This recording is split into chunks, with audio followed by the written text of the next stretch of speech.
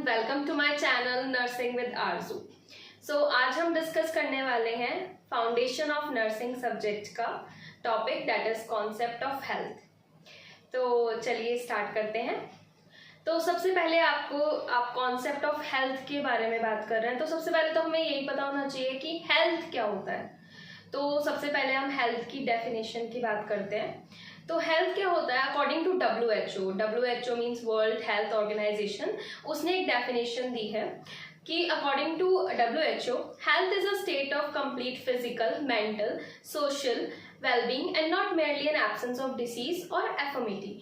इसका अकॉर्डिंग ये है, इस डेफिनेशन के अकॉर्डिंग ये है कि जो आपका हेल्थ होता है ना, वो सिर्फ ये नहीं है कि आप फिजिकली आप फिट हो, आपका हेल्थ एकदम ठीक है, आपको कोई डिसीज नहीं है। इसका मतलब ये नहीं है। हेल्थ क्या होता है आपका कंप्लीट, आपका फिजिकल, मेंटल, सोशल वेलबींग सब इंक्लूडेड होता है इसके अंदर। मतलब आप फिजिकली भी फिट होने चाहिए, आप मेंटली भी फिट होने चाहिए एंड आप सोशली भी फिट होने चाहिए। मतलब आप सोसाइटी के साथ कैसे आपका बिहेवियर है और आपका मेंटल स्टेटस क्या है, आपका हेल्दी मेंटल स्टेट है या नहीं, तो ये सारी चीजें आपकी हेल्थ में इंक्लूडेड होती है। सो health is a state of complete physical, mental and social wellbeing and not merely an absence of disease. मतलब खाली डिसीज का एब्सेंस होना ही हेल्थ नहीं होता है, इसमें आपका physical, mental and social wellbeing होना भी इंपॉर्टेंट होता है। तो आपको डेफिनेशन आई होप समझ आया होगा इसका। देन अब हम बात करते हैं कॉन्सेप्ट ऑफ हेल्थ के बारे में कि कौन कौन से कॉन्सेप्ट होते हैं हेल्थ के। सबसे पहले आपका आता है बायोलॉजिकल और बायोमेडिकल कॉन्सेप्ट भी आप उसको बोल सकते हो, ठीक है। तो बायोमेडिकल या बायोलॉजिकल कॉन्सेप्ट में क्या होता है, इस कॉन्सेप्ट के अकॉर्डिंग ये है कि हेल्थ जो है आपका वो एब्सेंस ऑफ डिसीज है। मतलब आपके अगर कोई डिसीज कंडीशन नहीं है दैट मीन्स आप हेल्दी कंसीडर्ड होंगे। तो इसके अकॉर्डिंग क्या था बायोलॉजिकल कॉन्सेप्ट के अकॉर्डिंग कि आपका जो ह्यूमन बॉडी है वो एक आपकी मशीन है and disease is the failure of that machine and the treatment means repair of that machine। मतलब इसके अकॉर्डिंग ये है कि अगर आपकी जो ह्यूमन बॉडी है, अगर आप हेल्दी हैं दैट मीन्स आपको कोई डिसीज कंडीशन नहीं है। अगर आपको कोई एकदम से डिसीज आ जाए दैट मीन्स आपकी जो ह्यूमन बॉडी है वो एक मशीन है, उसमें डिसीज आ गया तो मतलब उसका फेलियर हो गया डिसीज का। और अगर आपको हम कोई ट्रीटमेंट दे दें, आपको कोई भी मेडिसिन दे दें, तो वो आपका रिपेयर हो गई मशीन, है ना। तो इसके कॉन्सेप्ट के अकॉर्डिंग यही था कि ह्यूमन बॉडी जो है वो एक, फॉर एग्जाम्पल दे रहा मैं, it's a machine and failure of that machine is disease and treatment is the repair of that machine, ठीक है। फिर इसका फर्स्ट कॉन्सेप्ट हो गया हमारा बायोलॉजिकल कॉन्सेप्ट, ठीक है, जिसमें था कि एब्सेंस ऑफ डिसीज है तो मतलब आप हेल्दी कंसीडर हो। देन सेकंड आपका आता है इकोलॉजिकल कॉन्सेप्ट। इकोलॉजिकल कॉन्सेप्ट के अकॉर्डिंग क्या होता है कि आपका जो इक्विलिब्रियम मेंटेन हो रहा है या नहीं, मतलब हेल्थ का जो है वो एक इक्विलिब्रियम है एक मैन का एनवायरनमेंट के साथ। मतलब जैसे एनवायरनमेंट में आपका कुछ भी हो सकता है, food, water, air, whatever, anything. तो अगर एक इंसान का अपने एनवायरनमेंट के साथ क्या इक्विलिब्रियम बैलेंस है, मेंटेन है, स्टेबल है, अगर है तो दैट मीन्स वो पर्सन हेल्दी है, ठीक है। और अगर वो कोई भी कंडीशन या किसी भी की वजह से वो अगर माल एडजस्टमेंट आ जाता है तो वो इक्विलिब्रियम इम्बैलेंस हो जाता है।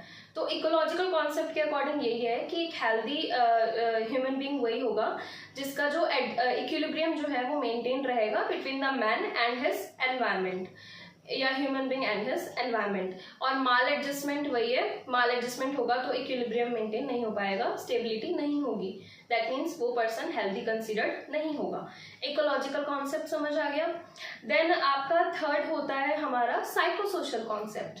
साइकोसोशल कॉन्सेप्ट के अकॉर्डिंग क्या होता है कि हेल्थ जो है सिर्फ एक बायोमेडिकल कंडीशन की वजह से इशू नहीं है कोई। खाली हेल्थ का मतलब ये नहीं है कि आपको कोई भी डिसीज कंडीशन हो गई तो आप हेल्दी नहीं हो। इसके अकॉर्डिंग ये होता है कि आपके और भी बहुत सारे फैक्टर्स होते हैं जो आपकी हेल्थ को इन्फ्लुएंस करते हैं। खाली कोई डिसीज कंडीशन या बायोमेडिकल कंडीशन नहीं है, बहुत सारे अदर फैक्टर्स होते हैं, जैसे कि फाइनेंशियल फैक्टर हो गया, कल्चरल फैक्टर हो गया, आपका इकोनॉमिकल फैक्टर्स हो गए, या कोई भी अदर सोशल फैक्टर्स हो सकते हैं जो आपकी हेल्थ को अफेक्ट कर रहे हैं या आपकी हेल्थ को इन्फ्लुएंस कर रहे हैं।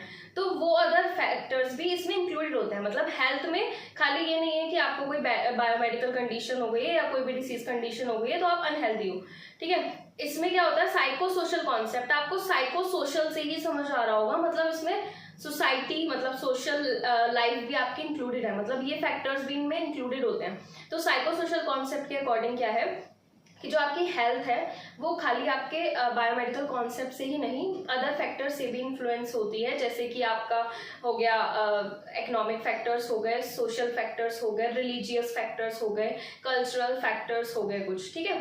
देन आपका फोर्थ कॉन्सेप्ट आता है हमारा हॉलिस्टिक कॉन्सेप्ट। हॉलिस्टिक कॉन्सेप्ट क्या होता है, ये सारे कॉन्सेप्ट का एक सिंथेसिस होता है। मतलब इस वाले कॉन्सेप्ट में ना जो हमने अबव तीनों कॉन्सेप्ट पढ़े हैं वो सारे कॉन्सेप्ट इसमें आ जाते हैं हॉलिस्टिक अप्रोच में, मतलब हॉलिस्टिक कॉन्सेप्ट में।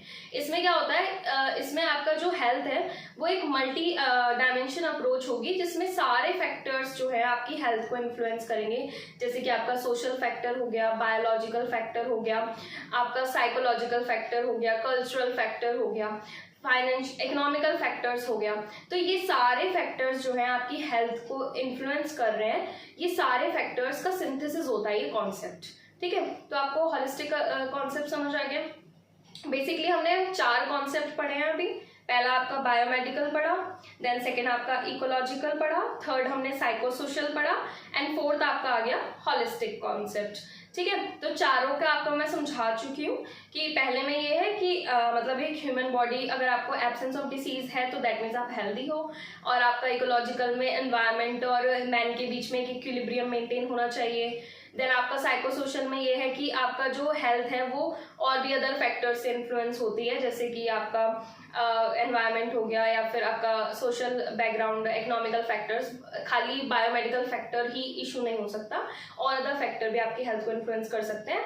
और हॉलिस्टिक कॉन्सेप्ट जो होता है वो सिंथेसिस होता है इन सभी कॉन्सेप्ट का, मतलब उसमें सारी चीज़ें इंक्लूडेड होती हैं इस फैक्टर में। एक मल्टी डायमेंशनल अप्रोच होती है जो बहुत सारे वेरियस फैक्टर्स की वजह से आपका हेल्थ को अफेक्ट करती है, जैसे कि इकोनॉमिकल हो गया, सोशल हो गया, साइकोलॉजिकल हो गया, बायोलॉजिकल हो गया, ठीक है। देन अब हम बात करते हैं कौन कौन से फैक्टर्स होते हैं जो आपकी हेल्थ को अफेक्ट करते हैं, फैक्टर्स इन्फ्लुएंसिंग हेल्थ, ठीक है।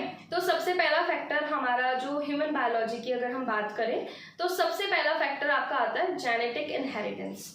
जेनेटिक इनहेरिटेंस में ये होता है कि अगर कोई डिसीज कंडीशन है, फॉर एग्जांपल आप मान लीजिए कि आपके फादर को डायबिटीज है, ठीक है, या हाइपरटेंशन की कंडीशन है, या कोई हार्ट डिसीज है, या कैंसर है, ठीक है, तो उसका इंक्रीज रिस्क हो जाता है कि आपको भी वो डिसीज कंडीशन हो सकती है। जेनेटिक इनहेरिटेंस का मतलब यही होता है कि आपकी फैमिली से आपको कोई भी डिसीज कंडीशन का चांसेस जो होता है, वो रिस्क जो होता है वो ज़्यादा इंक्रीज हो जाता है। तो ये एक फैक्टर होता है जो कि आपकी हेल्थ को अफेक्ट कर सकता है या इन्फ्लुएंस कर सकता है। तो हेडिंग का नेम ही ये है कि फैक्टर्स इन्फ्लुएंसिंग हेल्थ, मतलब आपकी हेल्थ को ऐसे कौन कौन से फैक्टर्स हैं जो इन्फ्लुएंस कर रहे हैं, ठीक है। पहला हमने पढ़ा इसमें जेनेटिक इनहेरिटेंस, ठीक है, मतलब जो आपकी जेनेटिकली जो भी आपके फैमिली में कंडीशन रह चुकी है वो आपको रिस्क कर सकती है कि आपको भी वो डिसीज कंडीशन होने के चांसेस बहुत ज़्यादा हैं, ठीक है। देन सेकंड आपका आता है एज। एज में आपकी जैसे जैसे एज बढ़ती जाएगी आप बहुत ज़्यादा ससेप्टेबल हो जाओगे बहुत सारे डिसीज कंडीशन से। जैसे कि अगर फॉर एग्जांपल अगर मैं लूँ कि हेल्थ कंडीशन हो सकती है, जैसे कि आपका हार्ट डिसीज, मतलब कार्डियोवास्कुलर डिसीजेस कुछ भी हो, तो उसकी वजह से एज के साथ साथ जैसे आप बढ़ते जाएंगे तो आपको कार्डियोवास्कुलर डिसीजेस होने के चांसेस या रिस्क बहुत ज़्यादा होंगे, ठीक है। तो एज भी एक फैक्टर होता है कि वो आपकी हेल्थ को अफेक्ट करता है, ठीक है। देन थर्ड आपका आ गया रेस। रेस मतलब कि कुछ ऐसे पर्टिकुलर रीजन्स होते हैं जहाँ पे कुछ पर्टिकुलर डिसीजेस का प्रेवलेंस जो होता है ना, मतलब नंबर ऑफ केसेस ज़्यादा पाया जाता है। जैसे कि फॉर एग्जांपल आपका मान लो हाइपरटेंशन है या फिर सिकल सेल अनीमिया है, वो अफ्रीकन पीपल में बहुत ज़्यादा देखा जाता है, ठीक है। तो और साउथ एशियन पीपल में ले लो तो उन लोगों को ज़्यादातर हार्ट डिसीज कंडीशन या डायबिटीज़ वाली कंडीशन ज़्यादा होती है, ठीक है।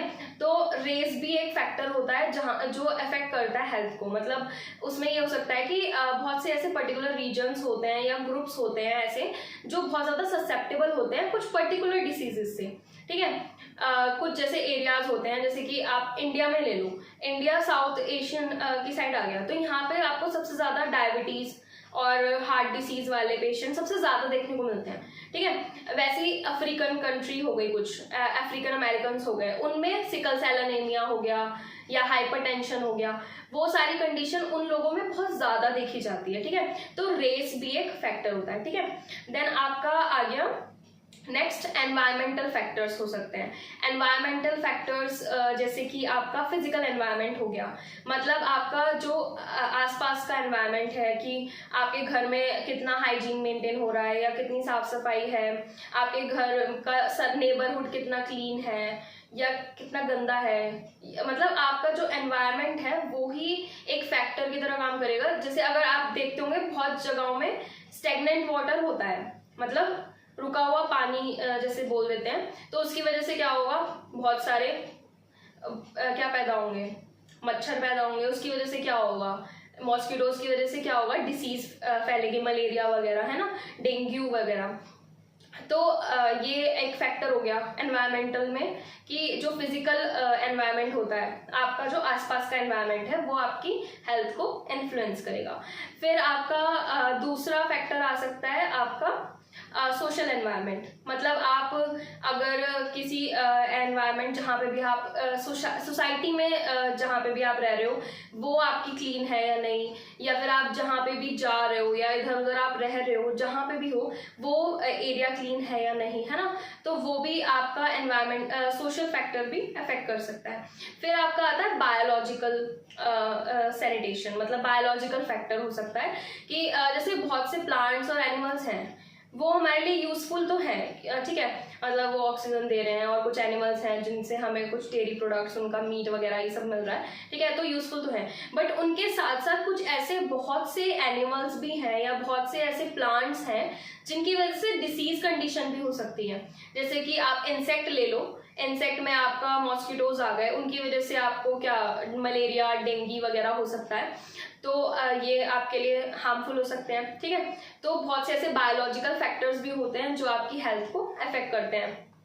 या फिर कुछ प्लांट्स ऐसे होते हैं जिसकी वजह से लोगों को एलर्जिक रिएक्शन हो जाता है कुछ पॉलेंस की वजह से, है ना, तो वो भी आपका फैक्टर हो सकता है। तो आपके जो एनवायरमेंटल फैक्टर थे उनमें आपके 3 फैक्टर्स थे। पहला मैं आपको बता चुकी फिजिकल एनवायरनमेंट, फिर आपका ये हो गया बायोलॉजिकल एनवायरनमेंट, फिर आपका थर्ड हो गया सोशल एनवायरनमेंट, ठीक है। आई जस्ट होप कि ये 3 आपको क्लियर हो।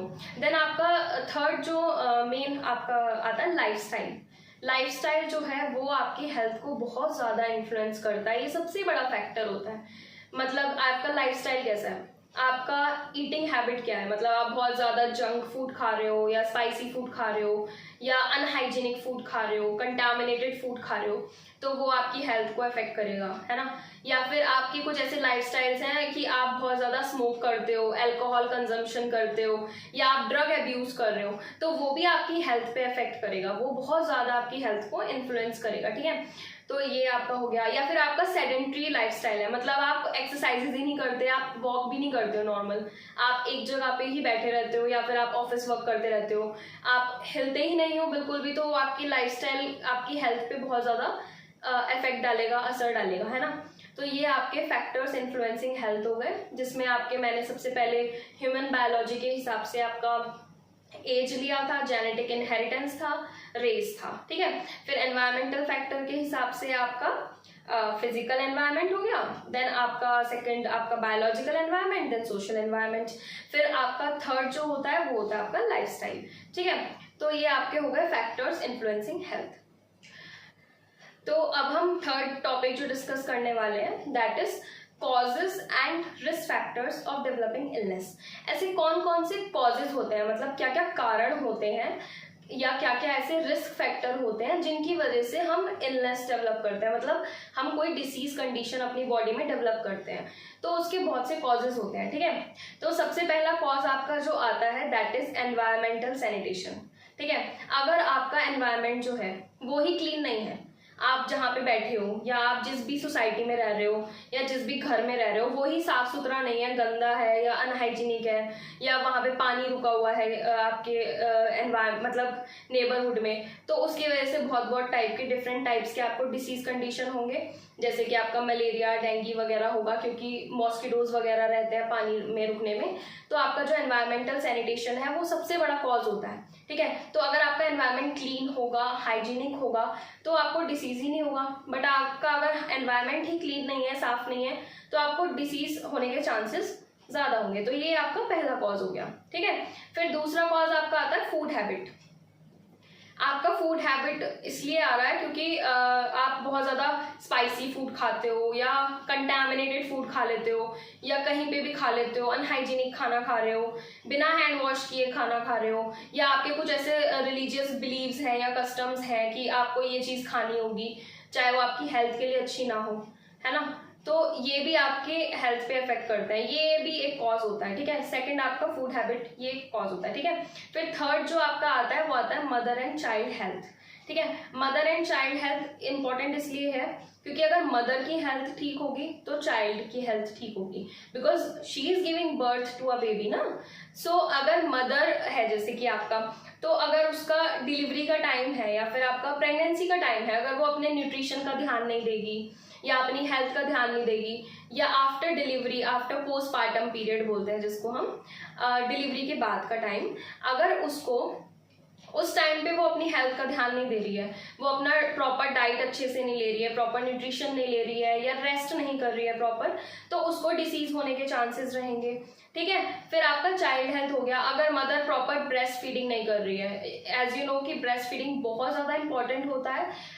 6 मंथ तक एटलीस्ट आपको एक्सक्लूसिव ब्रेस्ट फीडिंग करानी चाहिए। एक्सक्लूसिव ब्रेस्ट फीडिंग मतलब ये होता है कि आपको सिर्फ दूध ही पिलाना है मदर को, अपने बेबी को, मतलब एक्सक्लूसिवली बस एक ब्रेस्ट फीडिंग ही करानी है 6 मंथ, स्टार्टिंग 6 मंथ में।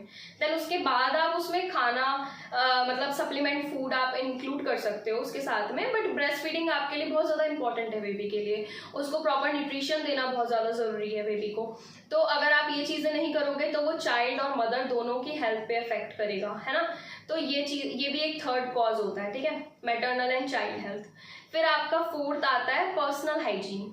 अगर आप अपना ही हाइजीन मेंटेन कर नहीं चल रहे हो, आप पर्सनली अपने आप मतलब आप डेली हैंड वॉश नहीं कर रहे खाना खाने से पहले, या आप अपना कोई भी अपना नहा नहीं रहे हो, या फिर जो भी आपका पर्सनल हाइजीन का इंपॉर्टेंट होता है, like washing your hands, washing your body and all, तो अगर आप अपना पर्सनल हाइजीन मेंटेन कर नहीं चल रहे हो तो वो भी आपको हेल्थ को अफेक्ट करेगा, वो भी डिसीज कंडीशन को होगा, आपको स्किन इन्फेक्शन हो सकते हैं अगर आप अपना स्किन का ध्यान नहीं दोगे, है ना।